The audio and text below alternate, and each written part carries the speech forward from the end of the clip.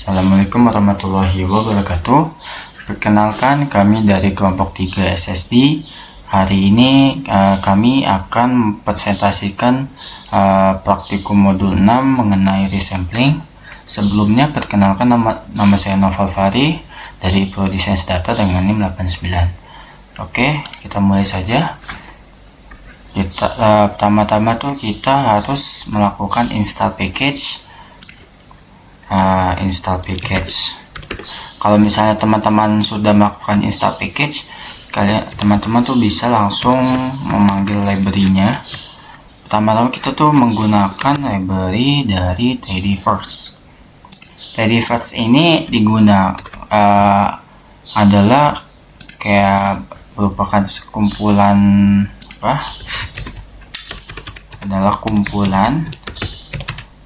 pustaka untuk melakukan manipulasi data dan juga untuk melakukan visualisasi data. Nah, itu kegunaan untuk Tidyverse. Selain kita menggunakan Tidyverse, itu kita menggunakan library menggunakan ML 3, kita cari sini ML3Rverse. Nah nih, oke. Lalu kita coba run dulu, yang ini bisa penyegaran. Di sini tuh berfungsi untuk menyederhanakan instalasi dan pemuatan paket dari ML3 ini. Jadi ini tuh berfokus pada machine learning. Jadi di dalam ML3Verse ini gunakan untuk menyederhanakan instalasi. Nah, selain kita menggunakan library ML3Verse ini, kita tuh bisa menggunakan library L3R. Kita menggunakan tuning. ML3 tuning. Kita coba run. Nah, ini tuh berfokus untuk melakukan optimasi dalam ML3 ini. Kan untuk yang first ini kan untuk menyederhanakan, sedangkan untuk yang tuning itu untuk melakukan optimasi. Selanjutnya kita tuh menggunakan library dari Smooth Family. Nah, di sini Smooth Family ini gunakan untuk apabila kita mendapatkan masalah dalam melakukan data imbang atau balance data dalam machine learning. Tapi sebelum kita menggunakan library ini, kita tuh harus mendownload dulu ya teman-teman, menggunakan install package kayak begini. Misalnya di sini install package Tidyverse. Nah sama aja karena ini saya sudah melakukan install package, jadi nggak perlu. Selanjutnya kita setelah menggunakan library ini, kita tuh harus memanggil datasetnya. Nah, di sini saya memiliki dataset dari database CSV, tapi sebelumnya itu kita harus melakukan import dataset ini. Kita cara yang begini, habis itu import dataset, perform text ini, kita bukan database CSV open. Nah, oke, import. Nah, tapi di sini saya sudah punya. Kita langsung saja di sini kita run aja. Di sini nih maksudnya apa sih? Jadi di sini rows kan artinya kan baris. Jadi di dalam dataset diabetes ini terdapat 752 baris. Sedangkan untuk kolomnya itu ada 9 baris. Nah, di sini datasetnya nih banyak nih. Nah, ada 6, 1. Jadi ada dataset pregenesis, glukosa, blood pressure, terus BMI, insulin, diabetes, predict function, age, outcome. Nah, setelah kita memasukkan datasetnya, kita itu melakukan selanjutnya kita menggunakan teks diabetes. Nah, sama dengan teks klasif. Disitu kita ini new itu ID sama dengan diabetes. Kita salah. Diabetes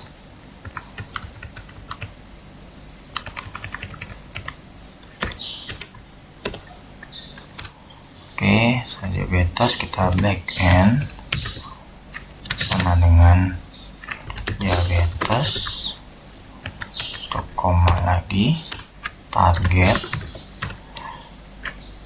sama dengan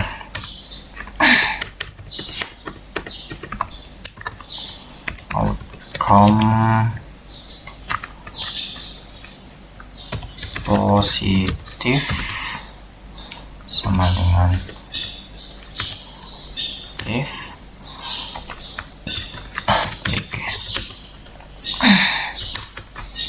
nah, nih cobaan. Oke, terdapat error. Kita cek lagi teks diabetes pasif new ID plus backend ID sama dengan diabetes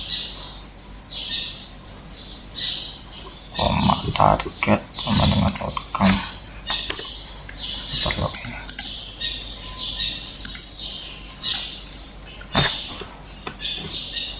classic new diabetes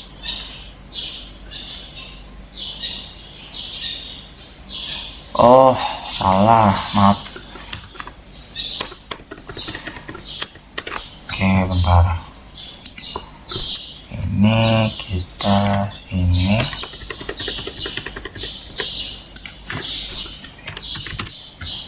outcome. Nah, maaf ya tadi typo, ownernya besar. Jadi di sini itu ID ini kita tuh bebas mau berikan namanya,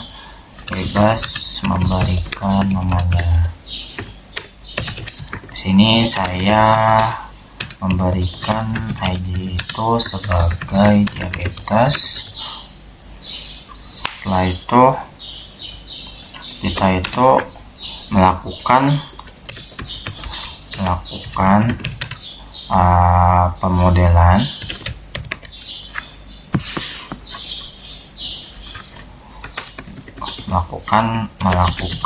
pemodelan data yang ingin kita modelkan.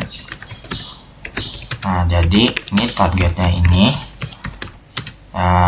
nama kolom yang diubah menjadi respon yang menjadi peubah dari respon tersebut. Nah, selanjutnya tuh kita memanggil learner 1. Nah, satu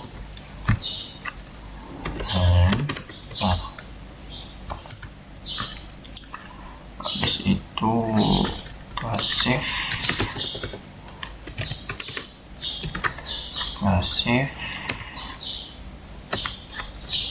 dot log scar tag itu koma predict type sama dengan top. Kita panggil di sini 1.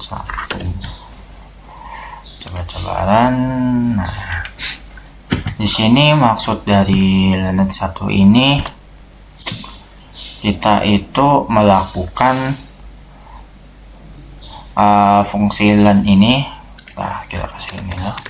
Jadi fungsi dari len ini itu memungkinkan kita untuk memasukkan argumen yang terdapat di package. Nah, ini kita coba lihat di sini ya. Di sini modelnya itu tidak ada, 0. Nah, untuk parameter itu kita menggunakan fungsinya itu menggunakan list. Habis itu package-nya itu kita menggunakan ml3, habis itu ml3 learners, habis itu stats. Tapi sebelumnya itu kita kan sudah melakukan install package. Nah, jadi makanya keluar di sini. Kita tuh predict type berarti tipe prediksinya itu bertipe response dan juga prob itu maksudnya probability. Dari sini masuk dari prob ini probability. Itu habis itu untuk data future maksudnya tuh future itu tipe datanya akan ada logical, habis itu ada integer kan berarti kan datanya ini numerik, terus ada data yang vektor. Jadi kita tuh mengspesifikasi data tersebut tuh tipenya kayak gimana gitu. Habis itu untuk propertiesnya kita menggunakan localIc dan juga dua kelas. Selanjutnya kita ini kan sudah menggunakan len 1. Kita coba dengan len 2-nya. Len 2 kita ganti ada di sini. Tes len 2. Ini kan di len 1 kan tadi kita menggunakan select class shift localIc. Pada saat len 2 ini kita mengganti dengan kelas ida. Predict type prob habis len 2. Maaf salah. Ida. Salah. Nah.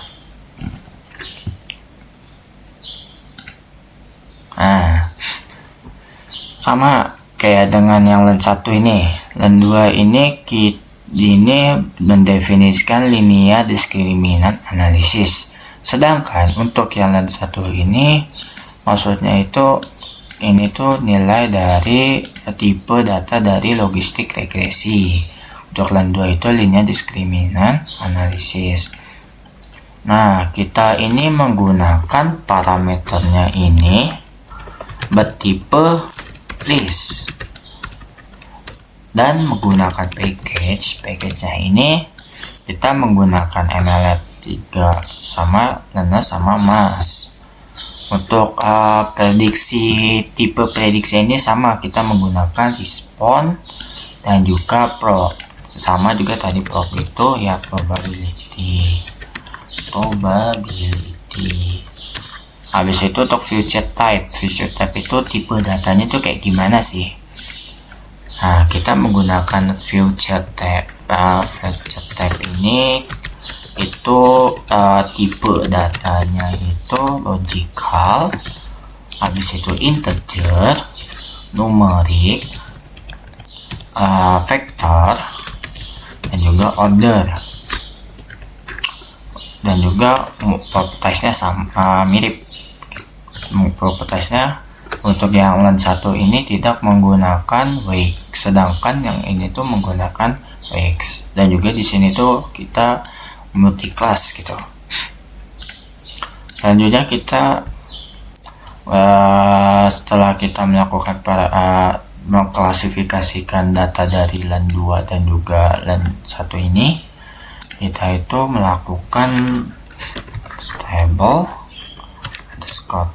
kita ambil tabelnya di sini, Habis itu kita taruh as.data.table. Habis itu benar. Kita measures ya. Kita ya, table lagi dengan ketentuan 1.5. Habis itu kita key table, label, text, underscore type. Bentar. Tadi mana sih? Underscore type. Nah, kita coba Ctrl Enter. Di sini untuk table ini kita kan memiliki nama table itu table MSE table. Di sini kita menggunakan kata kuncinya itu ada classif ACC, habis itu classif out, dan juga classif BACC. Maksudnya apa sih? Jadi AIC ini singkatan dari AKIK Information Criterion. Dengan class type ini tidak ada, NA itu berarti tidak ada. Selanjutnya untuk BIC itu kan singkatan dari Bayesian Information Criterion, dan kita tidak ada juga. Untuk klasifikasi ACC itu klasifikasi nilai dari akurasi, jadi berarti nilainya ada, berarti klasif. Habis itu untuk AUC ini area under the ROC curve, jadi ini tuh dari cross validasinya itu juga ada, klasif. Habis itu BACC itu balance akurasi. Balance akurasi itu akurasinya tiap perbedaan tuh balance gitu loh dengan hasilnya, jadi balance, jadi nilainya tuh ada. Selanjutnya itu kita itu ini tuh untuk memeriksa pengukuran. Jadi itu dari klasifikasi yang di sini kita langsung melakukan pemeriksaan pengukuran dari klasifikasi yang tadi kita ada ini. Kita tuh MSR table dengan tadi ketentuannya sama juga. Terus key dot package nama predict scope type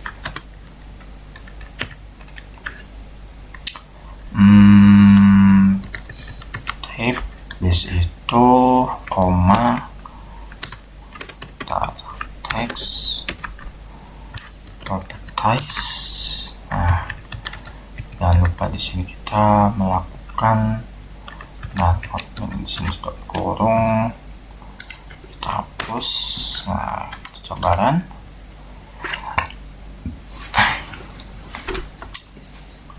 Sini kita tuh kan tadi sudah ini untuk memeriksa pengukuran dari klasifikasinya, sama aja sih sebenarnya, dan ini sama yang ini. Di sini kita AIC, tadi kan AIC itu AKIK Information Criterion. Di sini kan tidak ada, dengan package-nya itu hanya menggunakan satu package. Di situ properties-nya nggak ada, 0. Selanjutnya untuk BC itu kan Bayesian Information Criterion, predict type-nya nggak ada. Habis itu dengan cat 1, habis itu catnya 0. Klasifikasi ACC itu area classification accuracy. Akurasi ini bertipe response, dengan package-nya kita menggunakan 2. Habis itu text properties-nya nggak ada, 0. Habis itu AUC kan area under the ROC curve. Itu kita menggunakan type-nya itu prop itu singkatan dari probability. Package-nya itu kita menggunakan 2, dengan text properties-nya itu menggunakan 1 saja. Habis itu BACC itu balance accuracy. Balance accuracy ini sama predict type-nya, menggunakan response. Jika menggunakan page-nya 2, habis itu text properties-nya 0, berarti tidak menggunakan text properties. Habis itu kita Setelah kita melakukan itu, maaf, tadi text properties, habis itu kita kita coba tuh menggunakan contoh dari penggunaan regresi logistik ya. Kita coba menggunakan regresi logistik, contoh penggunaannya. Misalnya kita S, habis itu dot data dot table. Setelah itu kita ln. Oke, kita ambil classif so dot log underscore rect. Selanjutnya kita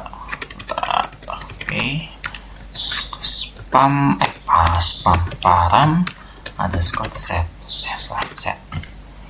param kan. Di sini kita klasifikasi untuk penggunaan dari regresi logistik. Di sini misalnya di sini untuk regresi logistik dispatching. Nah, ini tuh menggunakan kelasnya itu param UT dengan levelnya 0 berarti 0. Dan juga INF-nya itu INF. Nah, selanjutnya kita is bounded itu false. Special false-nya itu listnya itu tidak ada atau 0. Habis itu dengan storage type maksudnya tipe penyimpanannya itu berupa list. Habis itu untuk epsilon itu klasifikasinya DBL dengan lowernya itu minus in dan juga apanya itu INF. Dengan levelnya itu 0 itu tidak ada, dengan n level juga INF. Habis itu is boundednya false, special false-nya list 0, dengan tipe storage-nya itu numerik, dan juga storage numerik juga. Sama dengan yang lain, kalian bisa baca sendiri. Selanjutnya itu kita coba, ini kita contohnya log text. Coba kita itu datanya itu klasifnya dari log ida.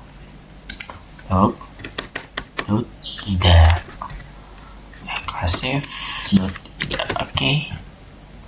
Kita coba run. Maaf, salah. As data table ln klasif ida terus itu param set.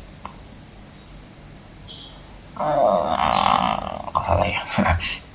Klasif table ln as data table set. Did you mean with klasif ida? Klasif, salah, maaf, pakai pakai L. Nah, typo. Di sini kita klasif ida itu ada datanya demand, method, habis itu prediksi metodenya, habis itu predik prior, habis itu tol itu namanya toleransi. Nah, ini kelasnya itu misalnya di sini demand itu dengan menggunakan kelas itu param UT dengan lowernya tidak ada, uppernya tidak ada, dengan levelnya 0 atau 0. Nah, levelnya itu INF, dengan is boundednya itu false, special false-nya itu list 0, berarti tidak ada. Lanjutnya untuk storage type-nya itu kita menggunakan list. Dengan special false-nya list 0, habis itu storage type-nya dengan tadi kan kita sudah tahu list. Dengan teksnya ini caranya hanya satu doang.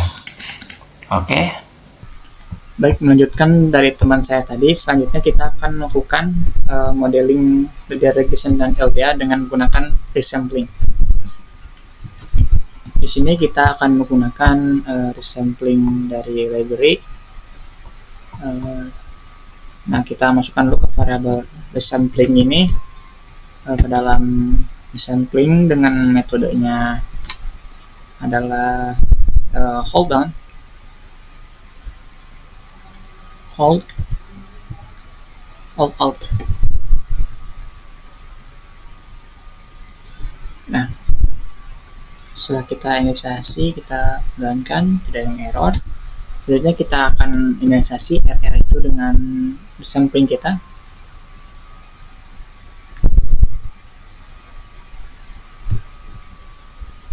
Kita resample dulu tasnya, tas diabetes yang sudah kita buat ini. Kemudian kita learning yang kita buat, yaitu modelnya itu adalah model 1 atau linear logistik,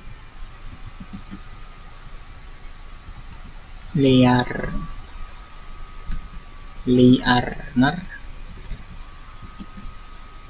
1 atau linear logistik, dan samplingnya kita gunakan sampling hold on yang resampling.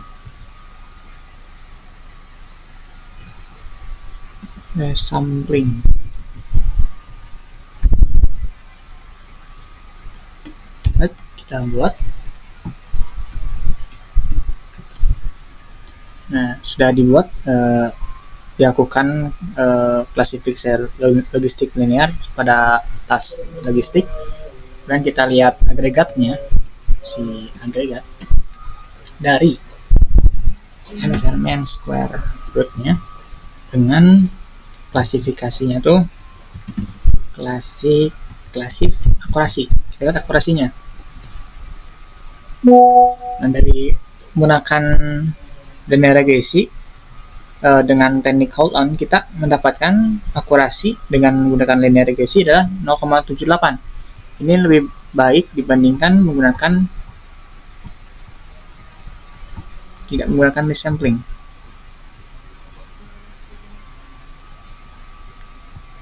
Nah, selanjutnya kita akan melakukan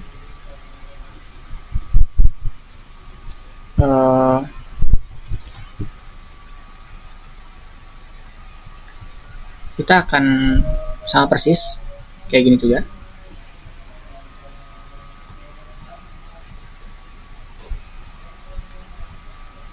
Resampling kayak gini juga, tapi akan menggunakan model LDA atau linear discriminant analysis. Sama kan, cuman bedanya kita menggunakan learner yang kedua atau linear regresi. Kita masukkan lagi samplingnya hold on, terus kita gunakan tes diabetes, dan solusinya linearnya adalah LDA. Kita gunakan untuk MSR-nya kita akurasi. Kita akurasinya berapa modelnya. Nah, ternyata dengan menggunakan LDA, ternyata model kita dengan dengan dataset diabetes akan lebih berkurang dibandingkan dengan menggunakan regression yang bernilai 0,75 dibandingkan 0,73. Jadi kesimpulannya kita bisa lihat bahwa menggunakan hold on, resampling hold on, dan model kita adalah metode logistik lebih baik dibandingkan menggunakan model linear discriminant analysis. Nah, selanjutnya kita bisa menggunakan sebuah batch. Batch sendiri adalah kita bisa menggunakan banyak fungsi gitu. Benchmark. Nah, pertama-tama kita panggil R-nya dulu. Jadi dasar dari benchmark itu adalah fungsi yang menggunakan resample untuk berdasarkan strategi resampling. Jadi kita bisa menggunakan banyak strategi resampling dalam satu benchmark seperti itu. Pertama kita gunakan variable dulu, masukkan elements learning-nya. Terus kita gunakan vektor, atau pertama tuh kita gunakan vektornya tuh learner ke 1 atau linear logistik, dan kita gunakan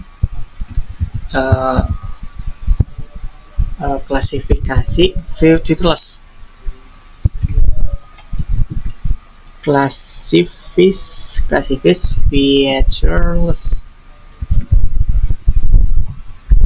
featureless. Oke. Kita gunakan ulangan pertama adalah itu. Selanjutnya kita gunakan function merge. Kita simpan di variable b hasilnya nanti. Kemudian kita berikan benchmark clip. Terus selanjutnya adalah tasnya. Kita gunakan tas DBTest tadi. Kemudian kita learningnya tuh kita gunakan ini RNS, yaitu gabungan dari logistik sama featureless si RN-nya itu. Selanjutnya kita resamplingnya pakai sama resampling alias pakai resampling hold on. Dan kita mulai.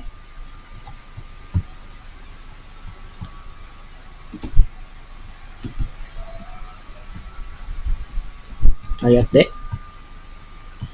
Nah, di sini ada batch kita, alias batch yang sudah lakukan klasifikasi sama logistiknya sama featureless. Bisa dilihat kita menggunakan tasnya sama-sama diabetes. Kemudian logistiknya kayak apa?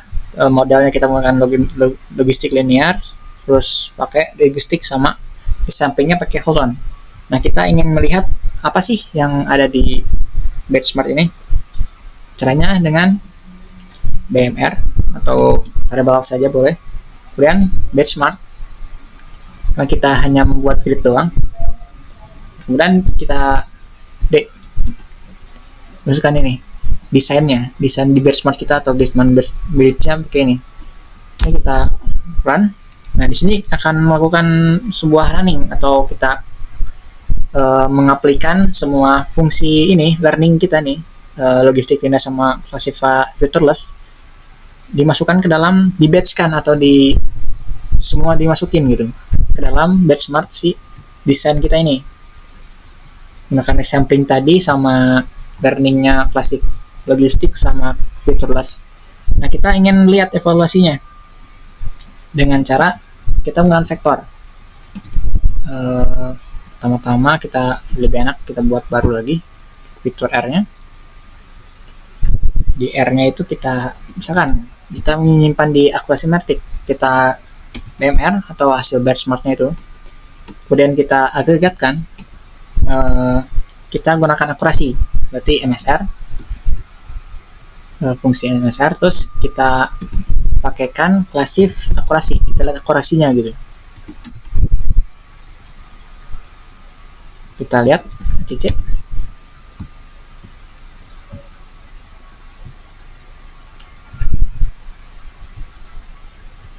Lihat di sini bahwa yang pertama benchmark pertama itu ya udah dengan tasnya diabetes, terus kita menggunakan logistik linear dan resamplingnya hold on, kita mendapatkan akurasi sebanyak 80%, besar sekali. Kemudian diabetes yang kedua atau benchmark yang kedua, kita menggunakan klasifikasi featureless dan resamplingnya adalah hold on, kita mendapatkan 64, sangat kecil dibandingkan menggunakan regresi logistik. Perkenalkan, nama saya Ramdan Riana Putra dengan NIM 122450083 dari kelompok 3 SSD RB. Di sini saya akan melanjutkan codingan yang sudah rekan saya lakukan ya.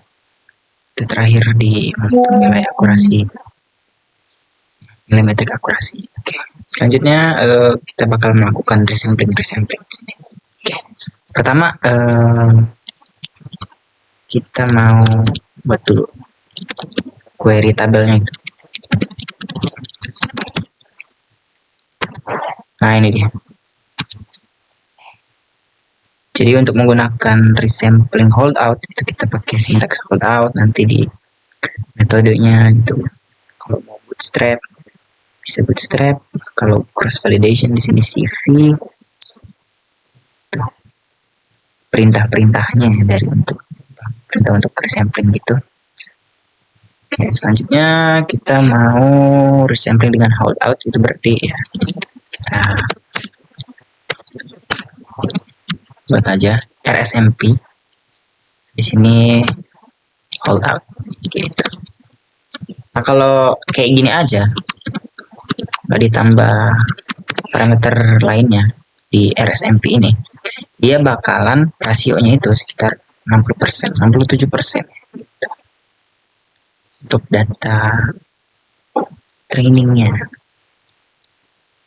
Oke, nah gimana caranya biar dia membagi rasionya, dibagi oleh kita gitu ya. Caranya itu RSMP sama holdout, tapi di sini tambahin koma rasio. Nah, rasionya kita tentukan sendiri, misal 0,8. Berarti data trainingnya 80%. Kita print lagi nih, printer sampling. Nah, sekitar rasionya sekitar 0,8. Oke, gimana mau mengubah rasio yang udah ditentukan ini? Kita tinggal sampling, kita pilih parameternya, value-nya kita ubah, rasionya sama dengan misal berbagi 50%. Nah, gitu. Nah, coba kita cek ya. Nah, itu dia, terubah nih parameter rasionya gitu. Oke, itu untuk holdout. Gimana kalau mau n-fold cross validation gitu, atau k-fold cross validation? Kita buat dulu sampling dengan RSMP sama ya RSMP. Cuma di sini metodenya beda. CV karena cross validation dari atas tadi ya. Itu ya CV. Gitu. Udah. Nah, kalau cross validation n-fold cross validation kan dia butuhkan apa ya, nilai n gitu. Jadi di sini kita harus tentukan juga foldsnya, nggak bisa dipasang. Misal 10. Nah, kita kan sama. Coba puterin apa sih? Nah, ini dia foldsnya itu 10. Jadi bedanya di sini. Kalau holdout itu rasio, kalau fold cross validation dia bakal menampilkan ya, foldsnya. Oke, kita mau ini misahin uji train untuk tes tertentu gitu. Kita buat instansi strategi resamplingnya. Ya, resampling dengan RSMP kita pakai metode holdout, rasionya 0,8%. Oke, terus kita inisiasi instantiate si task diabetes yang udah dibuat oleh rekan di atas.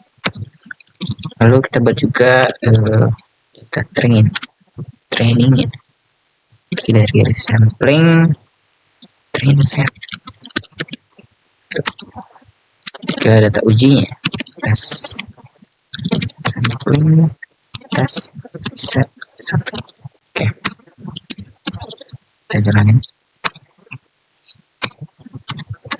Oke, enggak ya, coba cek struktur si train IDS. Nah, ini dia. Ini untuk struktur train IDS. Kalau struktur IDS tes IDS. Nah, itu dia, aman ya.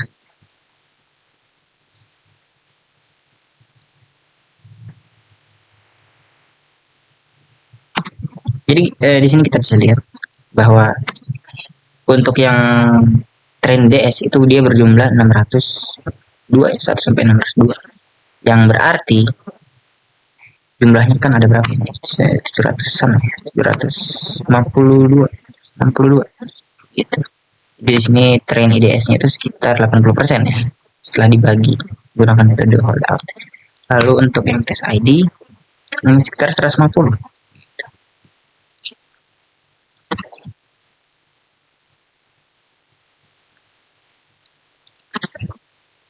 Ya. Oke, lanjut. Kita mau melakukan resamplingnya dengan metode CV. cross validation dengan false-nya 4, n-nya 4. Resample si tes GWS tes ya. Type. Oke.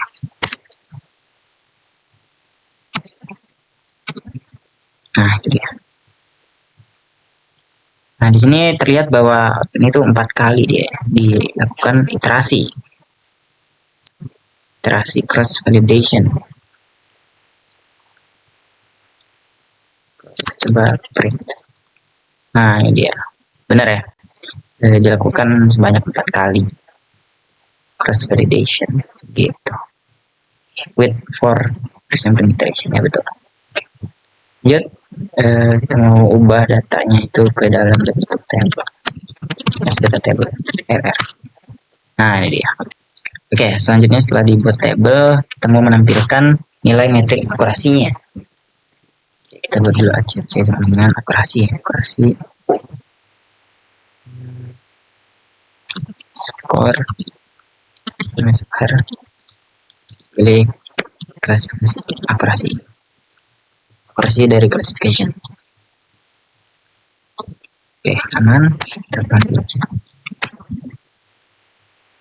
Dan itu dia untuk iterasi pertama, 2, 3, 4 akurasinya gitu ya. Oke.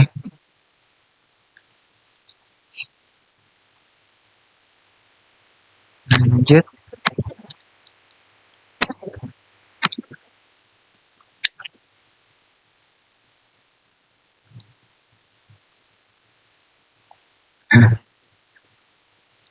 Kita mau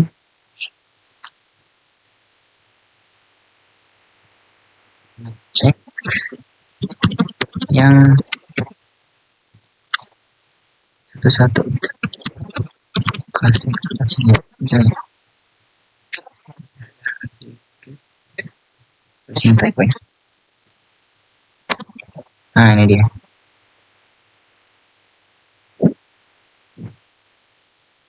Ini kalau satu-satu ceknya. Nah, kalau mau menggunakan metodenya itu beda ya. Misal metode apa ya? Klasifikasi metode mikro rata-ratanya. Nah, ini dia.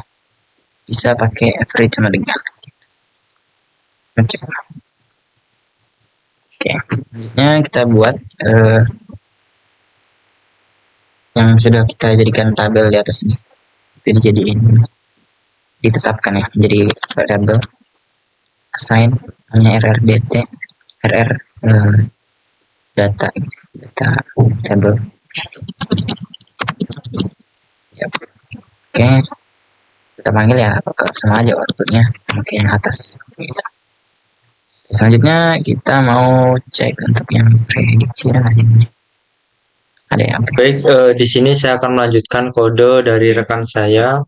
Izin memperkenalkan diri terlebih dahulu. Nama saya Ahmad Sedinagwa dari NIM ujung 44. Yang pertama-tama kita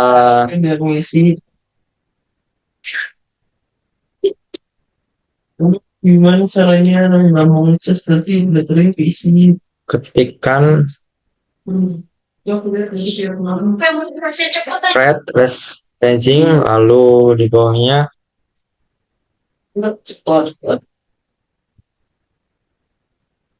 lalu kita run. Nah, hasilnya seperti ini. Kode ini menunjukkan bahwa bagian pemodelan menggunakan algoritma regresi Rietveld BR namun tanpa konteks lengkapnya, sulit untuk memberikan penjelasan yang tepat. Namun secara umum, kode tersebut menggunakan objek RR yang memungkinkan merupakan hasil dari pemodelan regresi. Nah, ini outputnya yaitu 5 cache drop cache 0.8242 drop control. Setelah itu kan hujan, nggak bisa lah kamu nyakrinnya aku. Setelah itu, setelah itu kita lanjut kode yang selanjutnya yaitu Fred, Course, Mass, Classic. Nah, kita run lagi. Classic titik AC outputnya yaitu 0,769. Nah, kodenya ini berhubungan dengan evaluasi kinerja model klasifikasi menggunakan metrik akurasi klasifikasi. Hasil dari prediksi suatu model klasifikasi dan skor kemungkinan adalah suatu metode untuk menghitung skor.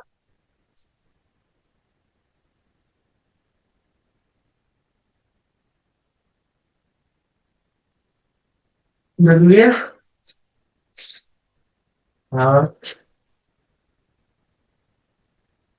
Lalu kita buat kode lagi selanjutnya. Tes grep, tes penguins.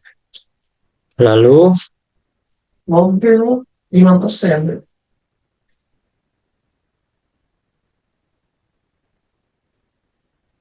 Biar lalu kita ketikkan lagi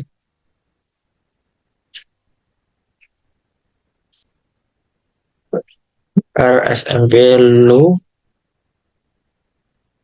yaitu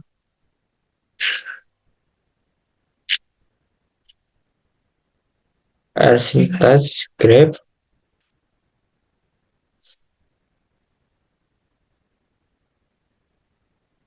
lalu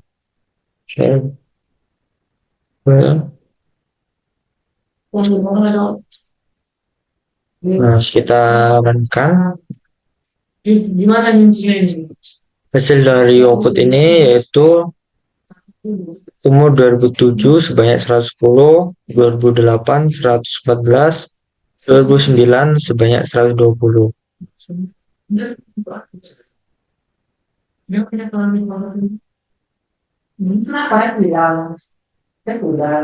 Dataset penguins ini menghasilkan sebuah objek tugas yang berisi data penguins. Year menetapkan peran kolom yang sebagai kelompok. Ini menunjukkan bahwa kolom year akan digunakan sebagai variabel untuk mengelompokkan dalam analisis yang akan dilakukan. Oke. Kita ketikkan lagi kode selanjutnya.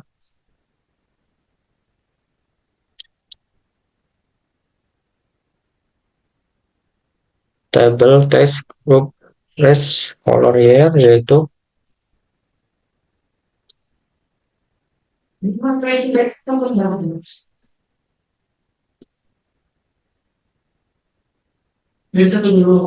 error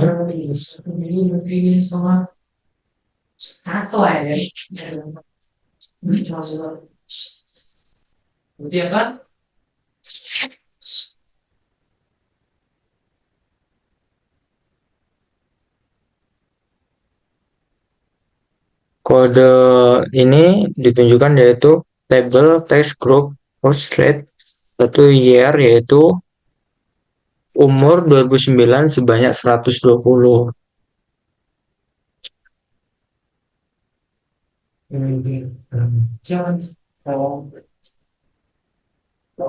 Lalu table text grep row rated set colors year umurnya 2008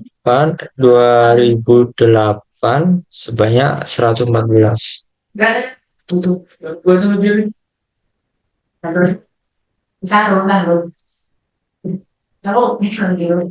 Menghasilkan indeks data yang digunakan sebagai set pengujian dalam iterasi kedua dari skema variabel dulu. Lalu table test crew test set 3 call year yaitu sebanyak 2007 110. Kan kolom lain yang tersedia di MLR 3 adalah strata yang menerapkan pengambilan sampel tingkat. Variabel sampling memastikan bahwa satu atau lebih fitur diskrit dalam set pelatihan dan pengujian akan memiliki distribusi yang sama. Prop table tabs diabetes color outcome nya case-nya itu 0.348, sedangkan kontrolnya yaitu 0.651. Lanjut, kode selanjutnya yaitu R sama dengan RSMP,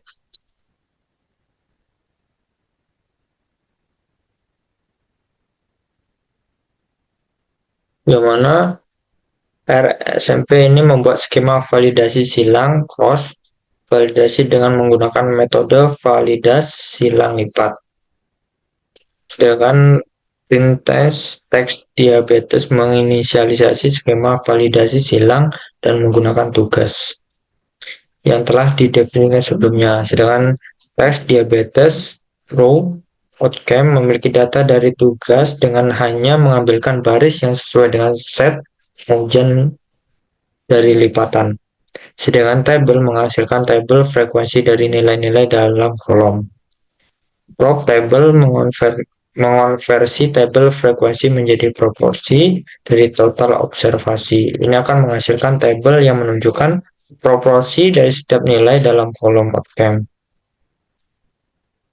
Jadi secara keseluruhan digunakan untuk menghasilkan tabel proporsi dari nilai dalam kolom outcome untuk dapat pengujian pada lipatan pertama.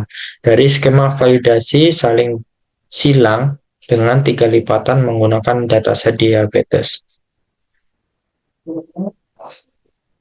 Prop table tab diabetes data set 2 course outcome, yaitu outcome-nya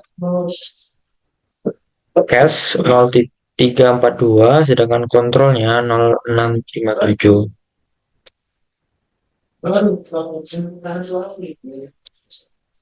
Sedangkan di sini set yang ketiga itu menghasilkan output yaitu case-nya itu 0344, sedangkan kontrolnya 0.656. Mungkin dari saya sampai sini, akan dilanjutkan video dari rekan saya. Di sini saya akan menjelaskan mengenai confusion matrix. Izin memperkenalkan diri terlebih dahulu. Nama saya Sofyan Fauzi Zaki-Arif dengan NIM 122450116. Di sini saya akan melanjutkan dari codingan teman saya di modul 6 mengenai confusion matrix. Di sini saya melihat bahwa confusion matrix dari prediksi tax diabetes, kita bisa melihat bahwa nilai respon dari case dan kontrol, di mana case-nya itu adalah yang sudah didiagnosa bahwasanya dia mengidap penyakit diabetes, sedangkan kontrol ini baru pengontrolan, pengecekapan kalau misalnya dia tuh udah terdeteksi diabetes ataupun belum. Nah, di sini bahwasanya yang sudah terdetek bahwa dia diabetes itu atau bernilai true positif itu di sekitar 35 orang, sedangkan di kontrol dan case atau dinilai dari false true-nya itu ada 9, dinilai false positif itu ada 9 orang, sedangkan di nilai true negatif ada 17 orang, sedangkan dinilai negatif false itu ada 89 orang. Di sini kita bisa melihat bahwasanya dapatkan akurasi di 74% itu kita bisa melihat nih nilai akurasinya dengan cara rumus-rumus nilai akurasi itu di nilai rumus akurasi saya bisa lihat bahwasanya dari nilai TP plus nilai true positif ditambah dengan nilai false negatif dibagi dengan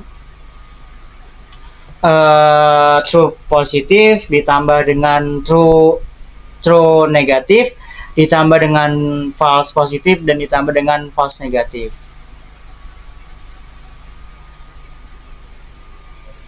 Dan kita bisa melihat di sini nilai-nilainya yang sudah ditampilkan, yang sudah ditetapkan di 0,99 dan 0,1 dengan nilai akurasinya sebagai berikut. Dengan mengidentifikasi suatu kasus positif mungkin tidak pernah memprediksi kelas negatif dan dapat meningkatkan atau memperbaiki TPR dengan biaya FR yang lebih buruk atau lebih tinggi. Mungkin kita bisa melanjutkan di sini dari nilai thresholdnya itu di 0,99 dengan nilai akurasinya di 65% dan nilai recall itu di 0%. Di sini kita bisa lihat bahwasanya kalau misalnya nilainya itu true positifnya di 62, kita bisa melihat nilai-nilai akurasinya. Sedangkan di 0,1 mendapatkan nilai sensitif yang lebih besar, tetapi nilai akurasinya itu kurang. Kita bisa melanjutkan di analisis ROC-nya itu dengan codingan seperti ini. Di threshold sama dengan short, prediksi probabilitas di 1. Di sini kita bisa lihat nilai threshold dan nilai FPR dan juga nilai TPR di setiap nilainya. Mungkin kita bisa melanjutkan di resampling atau nilai regresi logistik di nilai LDA. Di sini kita bisa lihat nih bahwasanya ada 752 rows atau baris dan kolomnya itu ada 9. Kolom 9 ini menyatakan outcome atau yang dihasilkan dari diabetes ini, dan selanjutnya itu ada age atau umur, ada BMI berat badan, terus ada darah, diabetes dari nilai keturunannya atau pedigree function. Terus ada nilai glukosanya atau nilai kadar guranya dan sebagainya. Di sini kita bisa lihat nih yang mengidap case atau yang benar-benar positif diabetes, sedangkan kontrol ini masih melanjutkan dari kontrolnya tersebut untuk melakukan standarisasi data diabetes data train atau data trainingnya.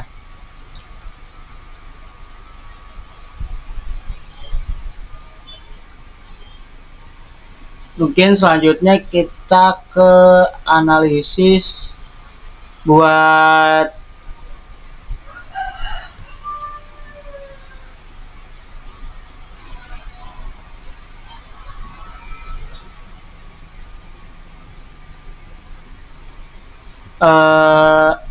summary datanya. Data-data di sini kita bisa lihat dari model-model regresi ataupun model LDA ini. Kita bisa menggunakan klasifikasi klasif yang dimana kita bisa mengklasifikasi datanya, entah itu datanya data regresi linear, regresi logistik maupun di LDA.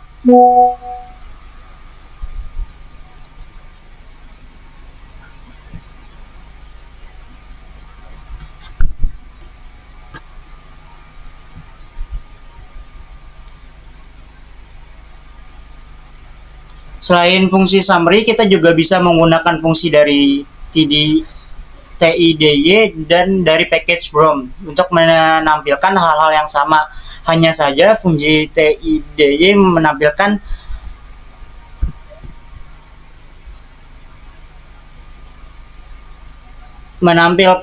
nilai koefisien dan p-value dalam bentuk data frame. Di sini dari nilai package BROM yang ini didapatkan setiap penambahan age atau umur sebesar 1 tahun, maka akan meningkatnya resiko diabetes sebesar 1,2 kali. Dan insulin, setiap penambahan insulin sebesar satuan maka akan menurun resiko diabetes sebesar 0,8. Oke, mungkin sekian dari saya. Bila ada salah kata, mohon dimaafkan. Sekian dari saya. Wassalamualaikum warahmatullahi wabarakatuh.